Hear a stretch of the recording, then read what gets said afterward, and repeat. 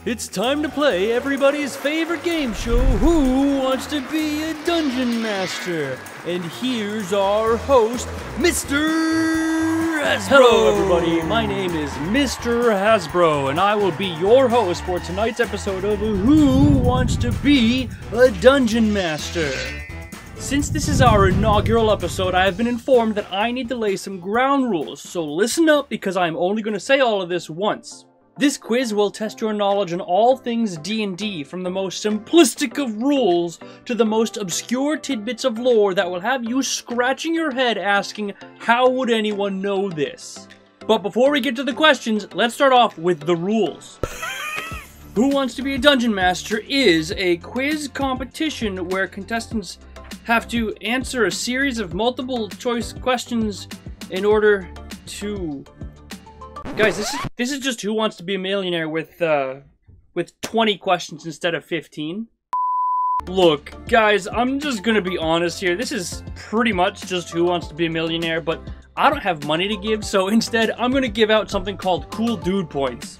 The goal is to get through this quiz without missing a single question, and if you do, then you gain the coveted Cool Dude Trophy, which isn't actually a physical trophy, but a poorly drawn picture I made in MS Paint that you can hang up on your fridge to show everyone what a cool dude you are. Once you miss a question, and trust me, you will eventually miss a question, you will instead be tracking your total number of Cool Dude points. You can then take your total and rank it against this incredibly well-designed and professional chart so you know just how close to being a cool dude you actually are. Now, the questions get incrementally more and more difficult as the game goes on, but being the benevolent host that I am, I will give you 3 lifelines, each of which you can use once. The classic, and definitely never used before, 50-50, which will take away 2 incorrect answers, leaving you with only 2 possible choices. The other classic, Ask the Audience or Phone a Friend, which technically depends on if you're playing this solo or as a streamer, allowing you to either ask someone or ask your viewers. And the final lifeline is Are Ya Feelin' Lucky, where you can make 1 Google search with no limitations, but you must use the I'm Feeling Lucky feature on Google. If you don't know what I'm Feeling Lucky is, effectively you click that instead of search on Google. Or if you mess it up like I did a couple of times, you instead just click the first link that populates in your Google search that is not an ad, and you can only use that one and only source to find your answer.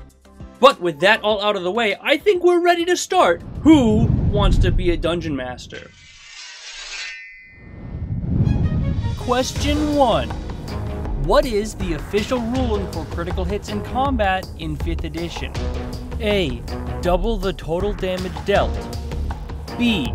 Double the amount of dice rolled, then add your modifier. C. Double the amount of dice rolled and double the modifier. Or D, double the damage rolled and then add your modifier.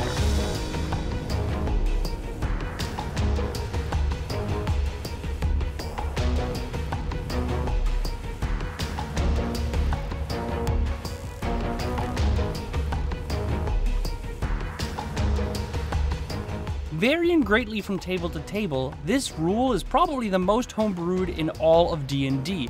But for 5th edition, the official ruling is to B, double the amount of dice you roll and then add your modifier. Question 2. Dragons are famous for their breath weapon abilities associated with their color. What type of breath weapon does a copper dragon have? A. Fire. B. Cold. C. Poison. Or D. Acid.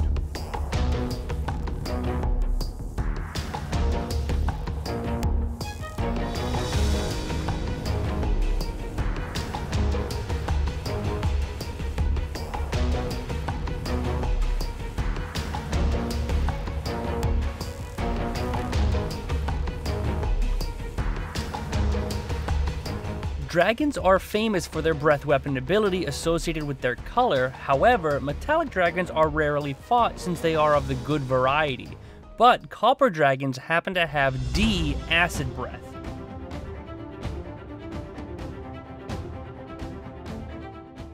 Question 3. Which of the following is not a possible effect of the cantrip Prestidigitation? A. Create an odd odor. B. Clean a small object.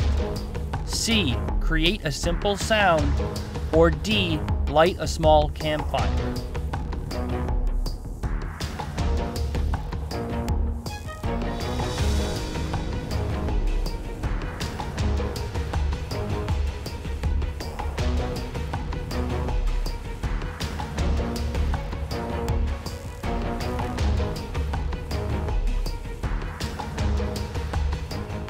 Prestidigitation has a plethora of different effects. However, creating a simple sound is not one of them. C. Question 4. Which of these martial weapons deals 2d6 damage? A. A greatsword. B. A battle axe. C. A great axe. Or D. A halberd.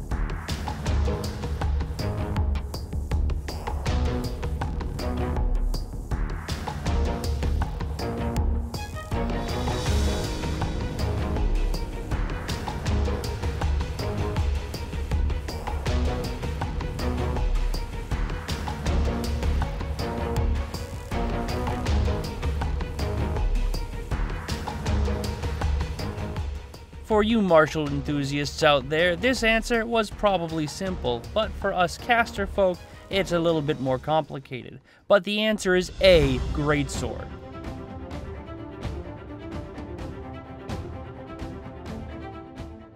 Question 5. Exhaustion has 6 different tiers of detrimental effects. Which of the following is not one of those effects? A. Speed reduced. B. HP maximum halved. C. Damage is halved. Or D. Disadvantage on all d20 rolls.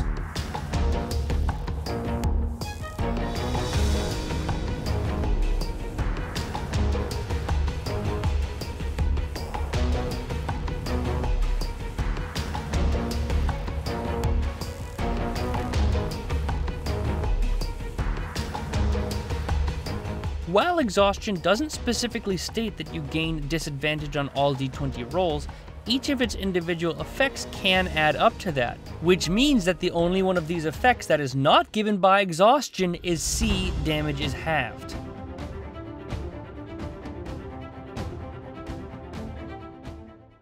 Question 6. What creature is depicted here in this image? A. An onkeg. B. A bullet. C. A basilisk. Or D. A manticore.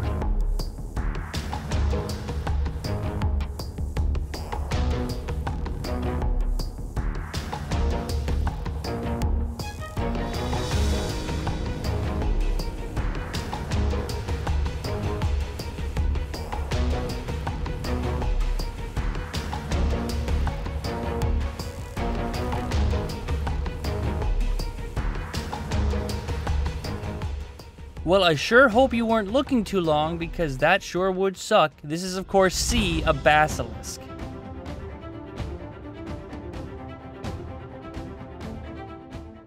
Question 7. Which of the following is not a universally accepted way to generate stats in 5th edition? A. 3d6 generation. B. THAC0. C. Standard array. Or D. Point buy.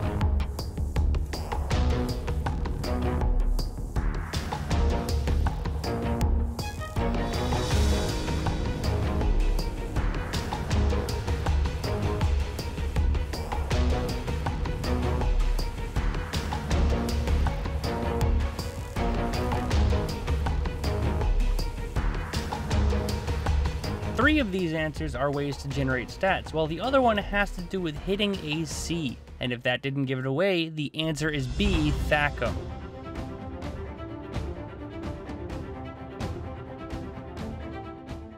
Question 8. What is the most expensive piece of adventuring gear in the player's handbook for 5th edition? A. Hourglass. B. Spyglass. C. Magnifying glass. Or D. Potion of healing.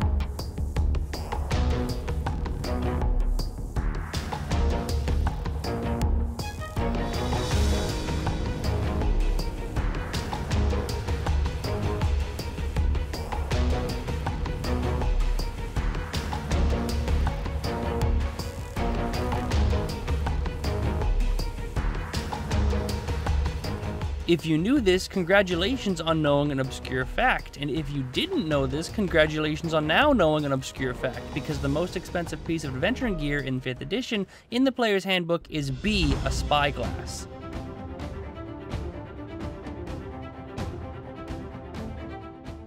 Question 9. According to a recent interview with Jeremy Crawford, the blank is the least popular class in the 5e player's handbook. A, the paladin. B, the ranger. C, the fighter.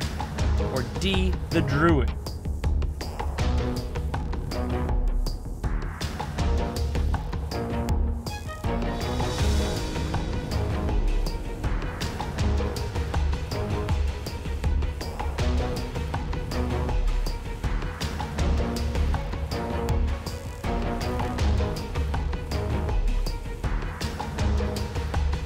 You know, it's funny, when I tell people my favorite class, a lot of people say it's broken and I'm a power gamer, but I just like to turn into fun animals. So obviously the answer is D, the druid.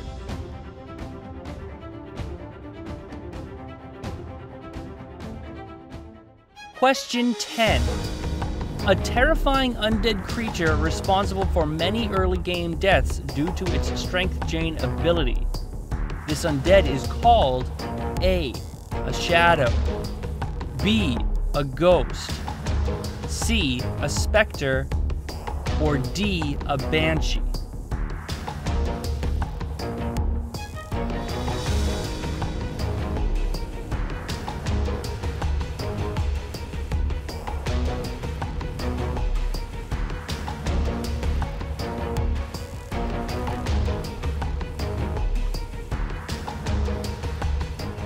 While not as dangerous as other editions of D&D, undead still pack quite a punch, but the one known for its strength drain ability is A, a shadow.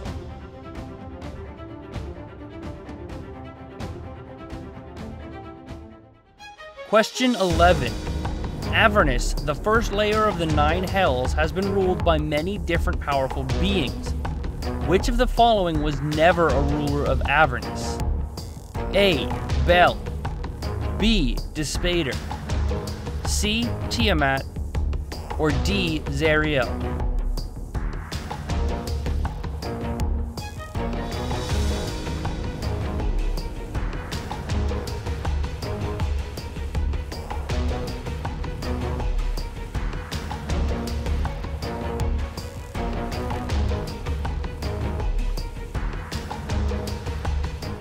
You could say Avernus has had quite a revolving door over the years, but the one being that has not ruled it at least for some amount of time is B, Despater.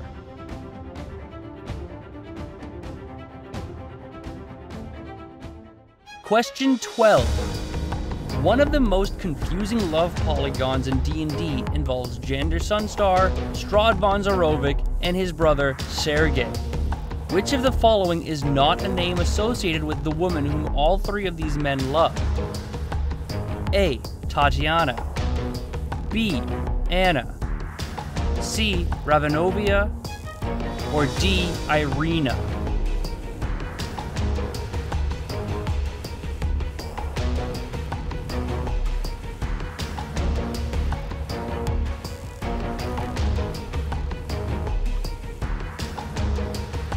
No, I'm not kidding, at least 3 of these are all the same woman, technically.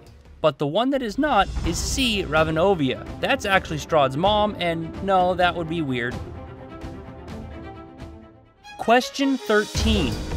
The Eldritch Knight Fighter and Arcane Trickster Rogues are examples of 1/3 spellcaster classes. How many second level spell slots do these classes have at level 11? A, 0. B, 2, C, 3, or D, 4.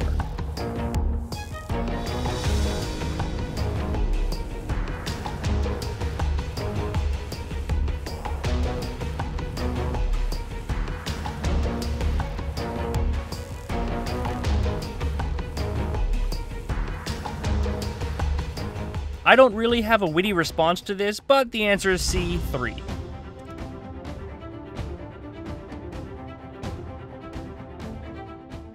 Question 14.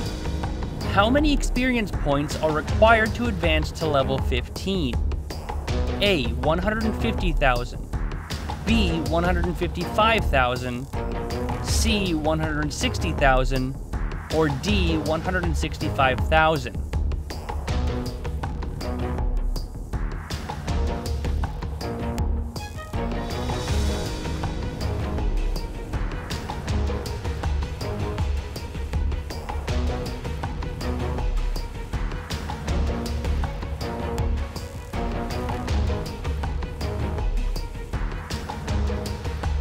If you're an old school DM, you probably knew this off the top of your head, or if you're new school like me and do milestone, this could be a very difficult question. But to get to level 15, the total number of experience points you need is D, 165,000.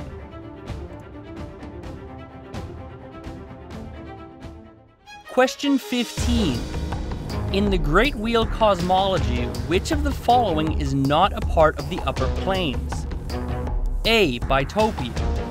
B. Acheron. C. Arcadia. Or D. Arborea.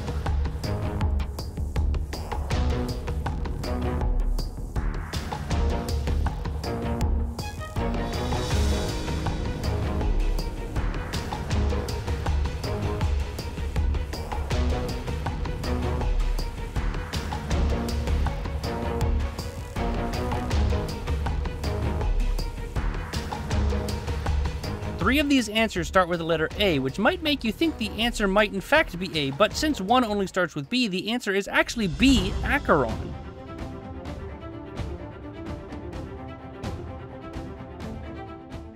Question 16.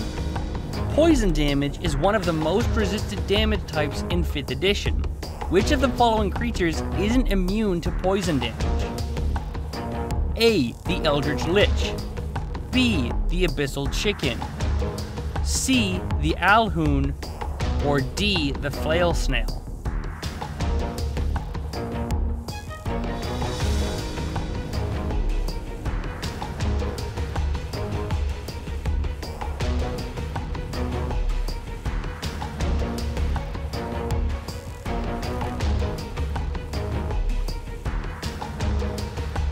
You might initially think that all of these creatures are immune to poison damage, but in fact one of them is only resistant, and that would be A, the Eldritch Lich.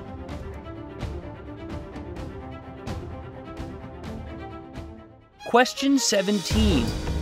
Which demon lord is lovingly referred to as Limu Gugun by the Kuo-toa race? A. Yinogu. B. Jubilex. C. Fraz Urbalu. Or D. Demogorgon.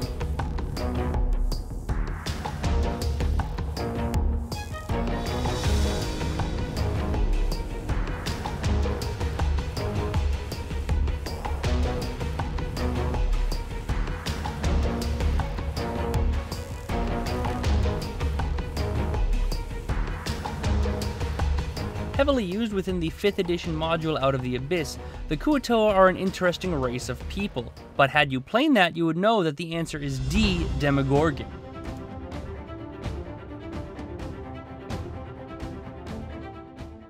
Question 18. Angels that act as divine messengers or agents to the material plane, the Shadowfell, and the Feywild, and that can assume a form appropriate to the realm they are sent to.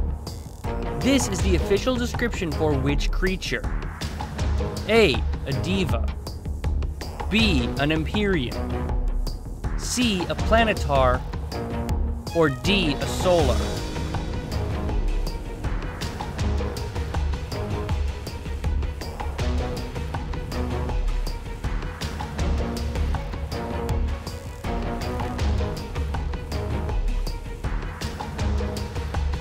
Celestial beings come in all shapes and sizes, but the one that this description is referring to is A diva.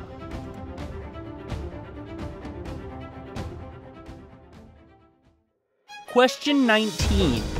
Which race of people escaped the servitude of the Mind Flayers and fled to the astral plane, building the great city of Tu Narath?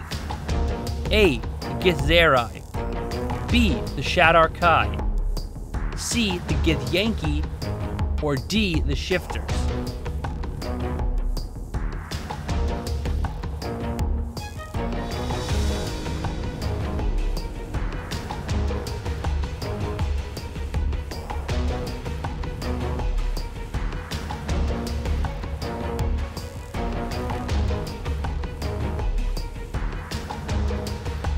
This was a tricky question made even trickier, seeming as how the Githzerai and Githyanki are technically distant cousins.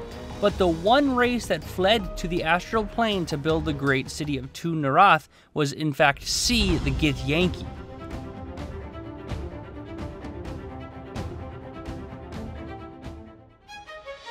Question 20. Famous for her time modeling on Tasha's Cauldron of Everything, which of the following became the foundation for her magnum opus, the Demonomicon of Igwilv? A, the Book of Darkness. B, the Tome of Zyx. C, the Book of Shadows. Or D, the Tome of Twilight.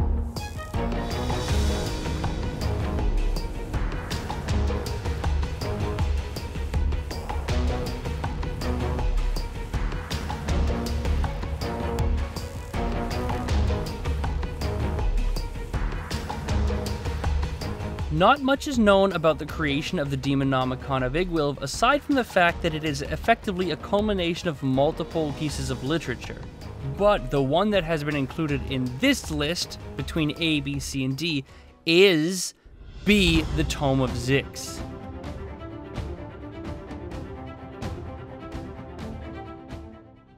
And thus concludes the inaugural episode of Who Wants to Be a Dungeon Master? If you made it all the way through without missing a single question, congratulations, here is your Cool Dude trophy. If you made it here after missing a question or a couple, then here is your handy dandy chart behind me to see just how close to being a cool dude you actually were. If you enjoyed yourself or want to submit a question for the next Who Wants to Be a Dungeon Master, leave a comment below and who knows, I might feature it in the next episode. But anyways, this has been Who Wants to Be a Dungeon Master, and I have been Mr. Hasbro saying thank you and good night.